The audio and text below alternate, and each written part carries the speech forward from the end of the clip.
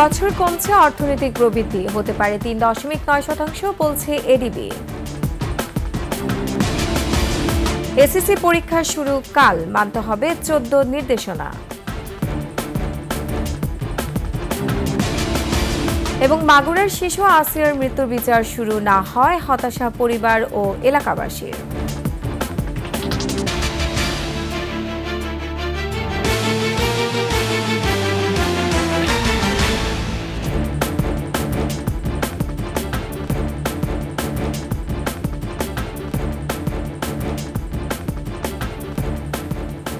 শুনছিলেন সংবাদ শিরোনাম। আমন্ত্রণ ২১ দেশের সংবাদে, সাথে আছে আমি রোমান আমিন। দর্শক, ২১ টেলিভিশনের সংবাদ একই সাথে সরাসরি দেখতে পাবেন আমাদের ফেসবুক পেজ www.facebook.com/2124 অনলাইনে। এছাড়া সাবস্ক্রাইব করতে পারেন www.youtube.com/@21 চ্যানেলে।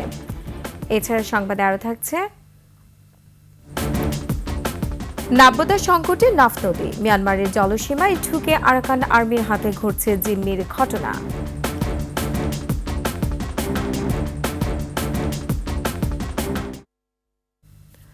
বিদেশি বিনিয়োগকারীদের জন্য বাংলাদেশকে ল্যান্ড অফ ক্রেজি আইডিয়াস বলে উল্লেখ করলেন প্রধান উপদেষ্টা ডক্টর মোহাম্মদ ইউনূস। বুধবার রাজধানীর এক হোটেলে বিনিয়োগ সম্মেলন ২০২৫-এর উদ্বোধনী অনুষ্ঠানে কথা বলেন তিনি। ক্ষুদ্র ঋণ বা গ্রামীণ জনগোষ্ঠীর জন্য মোবাইল ফোনের মতো ধারণাগুলো বাংলাদেশে উৎপত্তি হয়েই বিশ্বব্যাপী ছড়িয়ে পড়েছেও বলে মন্তব্য করেন প্রধান উপদেষ্টা। মেহেদী হাসানের রিপোর্ট। বিদেশি বিনিয়োগকারীদের কাছে দেশের প্রকৃত চিত্র তুলে ধরতেই আয়োজন করা হয় বিনিয়োগ সম্মেলনের। উদ্বোধনী অনুষ্ঠানের শুরুতেই বাংলাদেশে তাদের কাজের অভিজ্ঞতা তুলে ধরেন দেশি বিদেশি বিনিয়োগকারীরা। এরপর ৪ ক্যাটাগরিতে এক্সেলেন্স ইনভেস্টমেন্ট অ্যাওয়ার্ড দেওয়া হয় ফেব্রিক লাগবে, ওয়ালটন, বিকাশ ও স্কয়ার ফার্মাকে। ৩ দশকের বেশি সময় ধরে বাংলাদেশে বাস করা ইয়াং ওয়ানের প্রতিষ্ঠাতা কোরীয় নাগরিক কি হাক সাংকে সম্মানসূচক নাগরিকত্ব দেওয়া হয়। এমন সম্মান পেয়ে অভিভূত তিনি। I am truly honored as well as humbled to have this honorary citizenship. উদ্বোধনী অনুষ্ঠানের বক্তৃতায় প্রধান উপদেষ্টা স্বাধীনতা পরবর্তী বাংলাদেশ, ৭৪-এর দুর্ভিক্ষ এবং তারপর থেকে আজ পর্যন্ত বাংলাদেশের অগ্রযাত্রার চিত্র তুলে ধরেন। ৭৪ পরবর্তী সময়ে তার ক্ষুদ্র ঋণের সূচনা এবং ৯০ দশকে গ্রামীণ নারীদের জন্য মোবাইল ফোনের ব্যবসার ধারণা গোটা বিশ্বকেই পরিবর্তন করে দিয়েছে বলে জানান ডক্টর ইউনূস। বিদেশি বিনিয়োগকারীদেরও এদেশে এমন সব নতুন নতুন অভিনব ধারণা নিয়ে কাজ করার আহ্বান তার। Bangladesh is a country with crazy ideas to change the world, make things happen.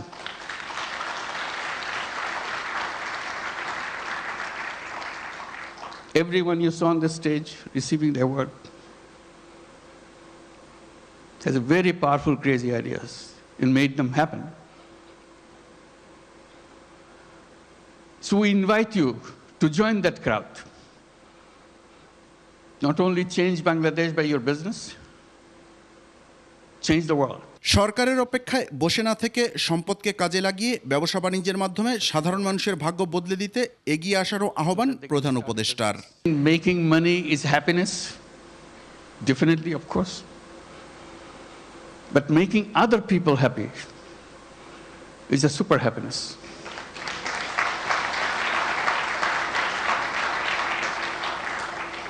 If you have business in Bangladesh, you will have both happiness and super happiness. পরে ৪ দিনব্যাপী বিনিয়োগ সম্মেলনের আনুষ্ঠানিক উদ্বোধন করেন ডক্টর মোহাম্মদ ইউনূস। ঘুরে দেখেন বিভিন্ন স্টল। মেহেদী হাসান, ২১ টেলিভিশন, ঢাকা। চলতি অর্থবছরে বাংলাদেশের অর্থনীতি চাপে থাকলেও আগামী বছর তা ঘুরে দাঁড়াবে বলে পূর্বাভাস দিয়েছে এশীয় উন্নয়ন ব্যাংক এডিবি। সংস্থাটির মতে ২০২৪-২৫ অর্থবছরে বাংলাদেশের অর্থনীতি প্রবৃদ্ধি হতে পারে ৩.৯% এবং পরের বছর তা বেড়ে হবে ৫.১%। বুধবার ডেভেলপমেন্ট আউটলুক প্রতিবেদন এ তথ্য জানিয়েছে এডিবি। সংস্থাটি বলছে, চলতি অর্থবছরে সার্বিক মূল্যস্ফীতি ১০.২% হলেও আগামী বছর তা ৮% নেমে আসবে। রাজনৈতিক অস্থিরতার জেরে সরবরাহ ব্যবস্থা বিঘ্নিত হয় চলতি অর্থবছরের প্রবৃদ্ধির প্রাক্কল কমিয়ে জানিয়েছে সংস্থাটি। তবে আগামী অর্থবছরে বিনিয়োগ পরিস্থিতির উন্নয়ন এবং সামষ্টিক অর্থনীতির স্থিতিশীলতায় বাংলাদেশের অর্থনীতি ঘুরে দাঁড়াবে উল্লেখ করে এডিবি জানিয়েছে, নির্বাচনকে কেন্দ্র করে খরচ বৃদ্ধি ও রাজনৈতিক উত্তেজনা, প্রাকৃতিক দুর্যোগ এবং যুক্তরাষ্ট্রের চড়া শুল্ক আরোপ বাংলাদেশের জন্য চ্যালেঞ্জ হিসেবে থাকবে। এবছর ঈদ যাত্রায় সড়ক, রেল ও নৌপথে ৩৪০টি দুর্ঘটনায় ৩৫২ জন নিহত এবং ৮৩৫ জন আহত হয়েছেন। বাংলাদেশের যাত্রী কল্যাণ সমিতি সড়ক দুর্ঘটনা মনিটরিং সেলের প্রতিবেদনে এই তথ্য উঠে এসেছে।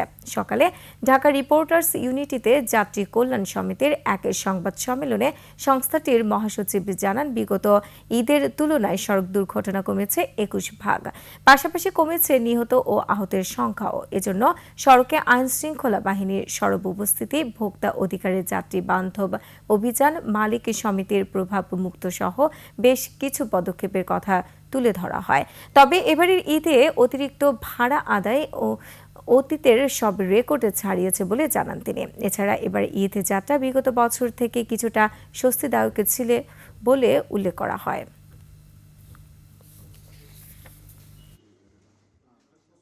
এবারের ঈদযাত্রা খানিকটা স্বস্তিদায়ক হয়েছে বলে আমাদের সকলে আমরা প্রত্যক্ষ করেছি। সড়ক, রেল ও নৌপথে সর্বমোট ৩৪০টি দুর্ঘটনায় ৩৫২ জন নিহত, ৮৩৫ জন আহত হয়েছে। আগামীকাল শুরু হচ্ছে এসএসসি ও সমমানের পরীক্ষা। অংশ নিচ্ছেন ১৯,২৮,০০০ পরীক্ষার্থী। পরীক্ষা সুষ্ঠু, সুন্দর ও নকলমুক্ত পরিবেশে অনুষ্ঠানের জন্য কয়েকটি নির্দেশনা জানিয়েছে বাংলাদেশ আন্তঃশিক্ষা বোর্ড সমন্বয় কমিটি। আন্তঃশিক্ষা বোর্ড জানায়, বাংলা প্রথম পত্র দিয়ে শুরু হচ্ছে এসএসসি পরীক্ষা। পরীক্ষা শুরুর ৩০ মিনিট আগে শিক্ষার্থীদের কেন্দ্রে প্রবেশের কথা জানানো হয়। প্রশ্নপত্র ফাঁসের গুজব ঠেকাতে নিয়মিত সামাজিক যোগাযোগ মাধ্যমে নজরদারি চলছে। নেওয়া হয়েছে বাড়তি নিরাপত্তাও। পরীক্ষা চলার সময় ১৩ মে পর্যন্ত সব ধরনের কোচিং সেন্টার বন্ধ থাকবে বলে জানিয়েছে শিক্ষা বোর্ড। সেই সঙ্গে প্রশ্ন ফাঁসের গুজবের বিষয়ে সর্বোচ্চ সতর্ক থাকার আহ্বান জানানো হয়। এদিকে ঢাকা মহানগরী কেন্দ্রের ২০০ গজের মধ্যে পরীক্ষার্থী ছাড়া জনসাধারণের প্রবেশে নিষেধাজ্ঞা দিয়েছে ডিএমপি। ফিলিস্তিনের গাজায় ইসরায়েলের মানবতা বিরোধী আগ্রাসন ও গণহত্যার প্রতিবাদে আজও দেশের বিভিন্ন স্থানে বিক্ষোভ হয়েছে। ফিলিস্তিনে চলমান ইসরায়েলের হামলায় ২ শতাধিক সাংবাদিক নিহতের প্রতিবাদে রংপুর প্রেস ক্লাবের সামনে মানববন্ধন করেন গণমাধ্যম কর্মীরা। দেশটির মানবতা বিরোধী আগ্রাসন ও গণহত্যার প্রতিবাদে খুলনায় লিফলেট বিতরণ করেছে বিএনপি। নারকীয় হত্যাযজ্ঞের প্রতিবাদে চাঁপাইনবাবগঞ্জে মানববন্ধন হয়েছে। অবৈধ ইসরায়েলি আগ্রাসনের প্রতিবাদে পিরোজপুরে মানববন্ধন করে তৌহিদি জনতা। এছাড়া ব্রাহ্মণবাড়িয়ায় গণহত্যার প্রতিবাদে বিক্ষোভ করেন আইনজীবীরা। বিভিন্ন স্থানে বক্তারা গাজায় গণহত্যা ও নারকীয় হামলার প্রতিবাদ এবং মুসলিম দেশগুলোর নীরব ভূমিকার নিন্দা জানান। গাজায় ইসরায়েলি বাহিনী গণহত্যার প্রতিবাদে বিক্ষোভ চলাকালে দেশের বিভিন্ন শহরে ব্যবসা প্রতিষ্ঠানে হামলা ও ভাঙচুরের ঘটনায় এ পর্যন্ত মোট ৭২ জনকে গ্রেফতার করা হয়েছে। সকালে এক সংবাদ বিজ্ঞপ্তিতে এ তথ্য জানায় বাংলাদেশ পুলিশ। গ্রেফতারকৃতদের মধ্যে খুলনায় ৩৩ জন, সিলেটে ১৯ জন, চট্টগ্রামে ৫ জন, গাজীপুরে ৪ জন, নারায়ণগঞ্জে ৪ জন, কুমিল্লায় ৩ জন এবং কক্সবাজারে ৪ জন। এসব ঘটনা সংক্রান্তে এখন পর্যন্ত মোট ১০টি মামলা রুজু হয়েছে। এর আগে মঙ্গলবার প্রধান উপদেষ্টার প্রেস উইং এক বিজ্ঞপ্তিতে ৪৯ জনকে গ্রেফতারের কথা জানায়।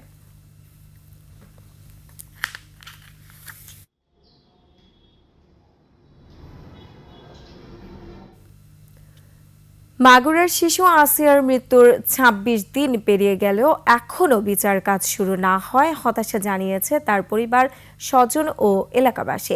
এদিকে আসিয়ার বড় বোনের শ্বশুর মামলার প্রধান আসামি হিটু শেখের ডিএনএ ধর্ষণের সংশ্লিষ্টতার প্রমাণ মিলেছে বলে নিশ্চিত করেছে পুলিশ। এখন দ্রুত বিচার কাজ শুরু করার দাবি পরিবারের। দর্শক, মাগুরা প্রতিনিধি মাসুম বিল্লার তথ্যচিত্রে ডেস্ক রিপোর্ট। গত মার্চের ৫ তারিখ বোনের বাড়িতে বেড়াতে গিয়ে নির্মম নির্যাতনের শিকার হয় শিশু আসিয়া। মৃত্যুর সাথে লড়াই করে হার মানে ৯ দিন পর ঘটনার পর দ্রুততম সময়ে আসিয়ার ধর্ষণ ও হত্যার বিচার শুরু হওয়ার কথা বলা হয় বিভিন্ন মহল থেকে। তা না হয় হতাশ স্বজন প্রতিবেশীরা। এই আসামিদের আমরা ফাঁসি চাই, এদের ন্যায্য বিচার চাই। মাঝে মাঝে আমরা আসতেছি, খোঁজ খবর নিচ্ছি, কিন্তু বিচারের কার্যক্রমটা আমাদের দ্রুত শেষ করা প্রয়োজন।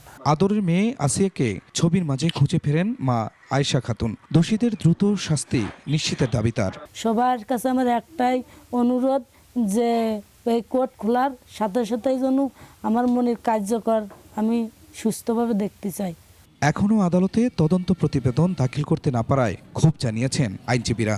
মামলা দীর্ঘসূত্রিতা কিন্তু রয়ে গেছে, এখন পর্যন্ত পুলিশ চার্জশিট দিতে পারেনি। চার্জশিট দাখিল হওয়ার পর যদি মামলায় কোনো ত্রুটি বিচ্যুতি থেকে থাকে, আমরা সে বিষয়ে প্রসিকিউশনের পক্ষে আমরা সহযোগিতা করব।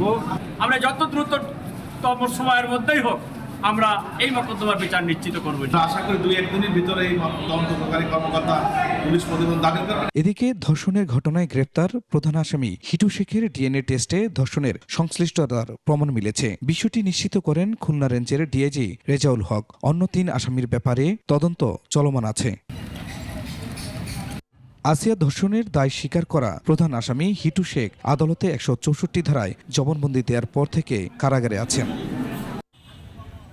Khurshid Alam, desk report, 21 television. Sirajganj 3 আসনের সাবেক সংসদ সদস্য জামিনে মুক্ত হওয়া অধ্যাপক ডাক্তার আব্দুল আজিজকে অন্য এক মামলায় শুনানি শেষে কারাগারে পাঠানো হয়েছে। দুপুরে সিরাজগঞ্জের আমলি আদালতে তারাস থানায় 24 আগস্ট দায়ের করা একটি হামলা মামলার আসামি হিসেবে হাজির করলে বিচারক তাকে কারাগারে পাঠানোর নির্দেশ দেন। এর আগে হত্যা ও বিস্ফোরক মামলায় ঢাকার কলাবাগান থেকে গ্রেফতার হয়েছিলেন আব্দুল আজিজ। মঙ্গলবার সন্ধ্যায় জামিনে মুক্ত হলে জেল গেট থেকে তাকে তুলে নিয়ে যায় বৈষম্য বিরোধী ছাত্ররা। পরে তাকে পুলিশের সোপর্দ করে। দুপুরে থানা হেফাজত থেকে তারাশের আমলি আদালতে পাঠানো হয় তাকে।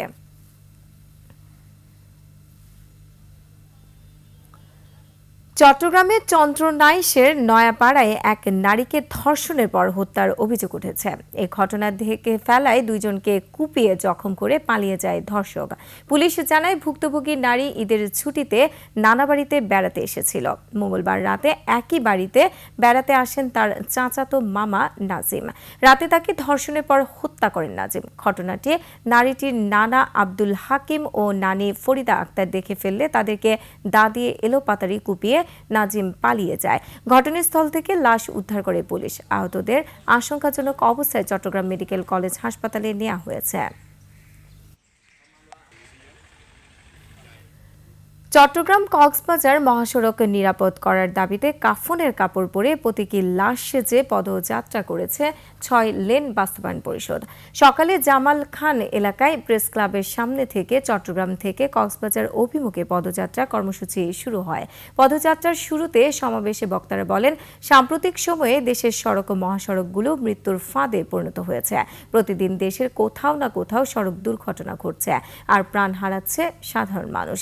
ঈদের দিন থেকে পরপর 3 দিন চট্টগ্রাম সড়কে লোহাপাড়ার সড়ক দুর্ঘটনায় 16 জন মারা গেছে। গুরুত্ব বিবেচনায় সড়কটি দ্রুত 6 লেনে উন্নীত করার দাবি জানান বক্তারা। দীর্ঘদিন খনন কাজ না হয় নাব্যতার সংকটে নাফ নদী। এতে ইয়াঙ্গুন থেকে টেকনাফ স্থলবন্দরে আসতে পণ্যবাহী কার্গো জাহাজগুলোকে মিয়ানমারের সিংহভাগ জলসীমা ব্যবহার করতে হয়। ফলে তল্লাশির নামে প্রায়ই আরাকান আর্মির হাতে জিম্মি হয়ে পড়ে জাহাজগুলো। জাহাজ চলাচল নির্বিঘ্ন করতে নাইটঙ্গিয়া এলাকা জরুরি খনন প্রয়োজন। কক্সবাজার প্রতিনিধি আব্দুল আজিজের তথ্যছবিতে ডেস্ক রিপোর্ট। কক্সবাজারের টেকনাফ, সেন্ট মার্টিন ও মিয়ানমারের সাথে যোগাযোগের প্রধান মাধ্যম নাফ নদী। নদীর মোহনার 2টি স্থানে ভরাট হয়ে জেগে উঠেছে ডুবুচর। এতে মিয়ানমার জলসীমার একটি অংশ ব্যবহার করায় আরাকান আর্মির রোশানলে পড়া সহ পণ্য আনা নেয়া করতে নানা সমস্যায় পড়তে হয়। জানুয়ারি থেকে মার্চের মাঝামাঝি পর্যন্ত পণ্য নিয়ে আসার পথে মিয়ানমারের জলসীমায় তল্লাশির কথা বলে 4টি কার্গো জাহাজ নিয়ে যায় আরাকান আর্মি। এছাড়া প্রতিনিয়ত জিম্মি হচ্ছে মাছ ধরার ট্রলার সহ অন্যান্য নৌযান। সংকট সমাধানে সাপুরের দ্বীপ ও নাইকংদিয়ার ভরাট অংশ খনন এবং সাগরে গোলার চরে জেটি ঘাট নির্মাণ দরকার। আপনাদের মোহনার মধ্যে অবরতা না থাকার কারণে মায়ানমার সীমানা হয়ে আমাদের দেশের মধ্যে বুটগুলো ঢুকতে হয়। যার কারণে আমাদের দেশের যে বুটগুলো আসতে গিয়ে ওখানে আরকান আর্মিরা এগুলো আটক করে ফেলে। ওইখান থেকে আসার সময় আরকান বাহিনী আটকে ফেলি, এখন আমাদের অনেক সমস্যা মাল আসা যাওয়া করতে। বাংলাদেশের অভ্যন্তরে যে নদী সীমানাটা, সেখানে যদি নাব্যতা সংকটটা যদি নিরসন করা যায়, জাহাজগুলো আপনার ওই নদীপথ অনুসরণ করে যদি এই বন্দরে আসতে পারে, তাহলে হয়তো আরাকান আর্মির হস্তক্ষেপ থেকে মুক্ত থাকবে। পরিবেশবাদী সংগঠনের নেতারা বলছেন, সেন্ট মার্টিনের হোটেল মোটেল ও নাফ নদীর উজান থেকে আসা পলি, বর্জ্য ও পর্যটকবাহী জাহাজগুলোর খাবারের প্যাকেট, প্লাস্টিক বোতল, ক্যান, পলিথিনের কারণে স্বচ্ছ নীল পানি ঘোলাটে ও ভরাট হয়ে যাচ্ছে। হোটেলের ময়লার স্তূপ, সেগুলো জাহাজের ময়লার স্তূপ, সেগুলো নদীতে পড়ছে, পানি দূষিত হচ্ছে, নদীর পানিও অনেকটা এখন বিষাক্ত হয়ে গেছে। একই সাথে নব্যতা হারাচ্ছে নাব নদী। সেখান থেকে আমাদের উত্তরণের উপায় হচ্ছে যত দ্রুত সম্ভব এই নাব নদীকে উন্মুক্ত রাখা এবং এই নাব নদীকে খনন করার জন্য পদক্ষেপ গ্রহণ করা। সংকট সমাধানে দ্রুত কার্যকর উদ্যোগ দেখতে চান ভুক্তভোগীরা। সমর ইসলাম, ডেস্ক রিপোর্ট, 21 টেলিভিশন। ব্রাহ্মণবাড়িয়ায় ডিজিএফআই সদস্য পরিচয়ে অপহরণ করা রিফাতকে উদ্ধার এবং জড়িত 9 জনকে গ্রেফতার করেছে পুলিশ। মঙ্গলবার বিকেলে আইনশৃঙ্খলা রক্ষাকারী বাহিনী অভিযান চালিয়ে রিফাতকে কসবা থেকে উদ্ধার করে। এ সময় ডিজিএফআই পরিচয় দেয়া রেজাউল করিম রেজা সহ 9 জনকে গ্রেফতার করা হয়। ঘটনায় জড়িতদের মধ্যে কয়েকজন ডিজিএফআই ও বিমান বাহিনীর সদস্য বলে জানায় পুলিশ। গত 7 এপ্রিল রাতে লাউর ফতেহপুরের শহীদুল ইসলাম মালু মিয়ার বাড়িতে তল্লাশি শুরু করে 10-12 জনের একটি দল। এ সময় বিষয়টি নবীনগর থানার পুলিশকে জানানো হলে পুলিশ এসে পরিচয় জানতে চাইলে তারা নিজেদের ডিজিএফআই এর সদস্য বলে পরিচয় দেন। পরে রিফাতকে তুলে নিয়ে যায়। পরে অপহরণকারীরা মধ্যরাতে রিফাতের বাবার কাছে 3 কোটি টাকা মুক্তিপণ দাবি করে।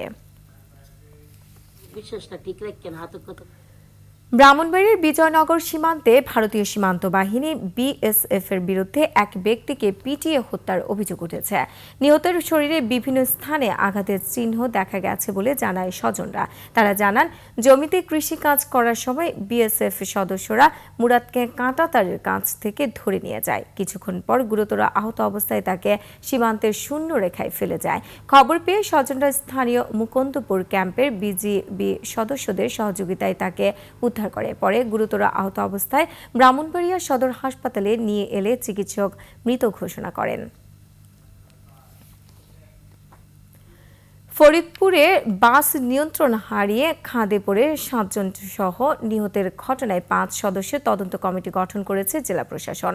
জেলা প্রশাসক কামরুল হাসান মোল্লা জানান, দুর্ঘটনার কারণে জানতে অতিরিক্ত জেলা ম্যাজিস্ট্রেট মিন্টু বিশ্বাসকে আহ্বায়ক করে কমিটি গঠন করা হয়েছে। কমিটিকে আগামী 7 কর্মদিবসের মধ্যে প্রতিবেদন দিতে বলা হয়েছে। এছাড়া প্রত্যেক নিহতের লাশ সৎকারে আর্থিক সহায়তা ও বিআরটি এর মাধ্যমে ক্ষতিপূরণের ব্যবস্থার কথাও জানান তিনি। মঙ্গলবার সকালে ফরিদপুরের সদর হাসপাতালে এই ঘটনা ঘটে। গাইবান্ধার ফুলছড়ি উপজেলার বালাশী ঘাটে বেড়ানোর কথা বলে নৌকায় ধর্ষকের শিকার হয়েছে এক কলেজ ছাত্রী। পরে অভিযুক্ত সাদিকুল ইসলাম কনককে স্থানীয়রা ধোলাই দিয়ে পুলিশে দেয়। থানায় করা অভিযোগে বলা হয়, ফেসবুকে সাদিকুলের সাথে বন্ধুত্বের প্রতিশ্রুতি দিয়ে বালাশী ঘাটে নিয়ে যায়। নদীতে বেড়ানোর কথা বলে নৌকায় তাকে ধর্ষণ করে। পরে ওই ছাত্রীর চিৎকারে স্থানীয়রা সাদিকুলকে ধরে মারধর করে পুলিশে দেয়। এই ঘটনায় ধর্ষিতার মা বাদী হয়ে ফুলছড়ি থানায় মামলা করেছেন।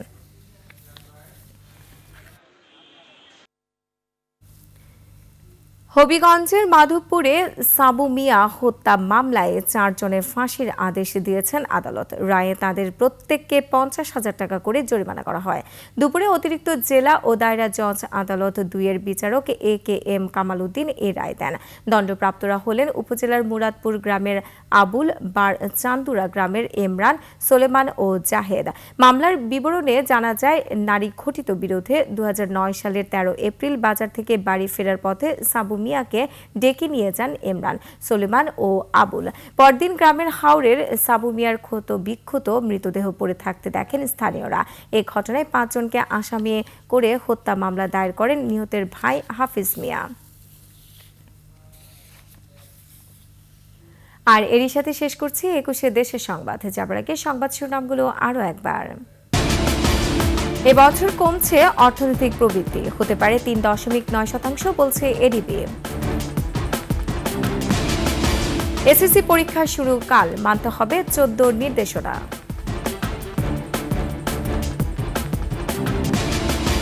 এবং বাগুড়ার শিশু আসিয়ার মৃত্যুর বিচার শুরু না হয় হতাশা পরিবার ও এলাকাবাসীর।